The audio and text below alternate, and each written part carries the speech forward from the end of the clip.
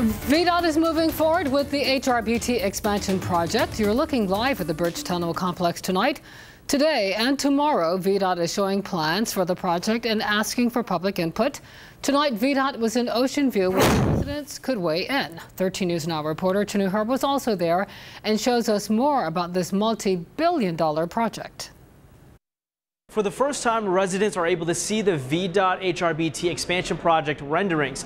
Here at Ocean View Elementary, dozens took advantage of that, coming out to see the project and ask experts any questions they have.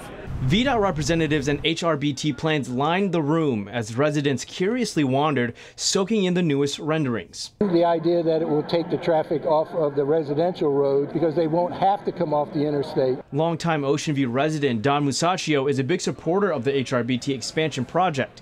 He thinks it'll improve the flow of traffic both on the interstate and the neighborhood streets. The more traffic that can be handled on the interstate, the less people that will come through the neighborhood. Right now, the HRBT has 2 lanes of traffic on each side, but this multi-billion-dollar project will add 4 lanes of traffic in each direction, making a total of 8 lanes going across the water.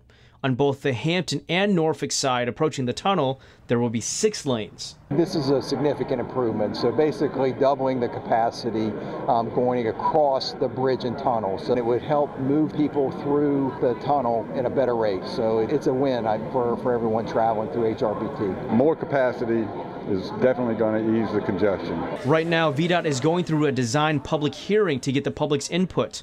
But this $3.3 to $3.8 billion project is slated to be done by 2024 or 2025. In Norfolk, Chanu Herb, 13 News Now.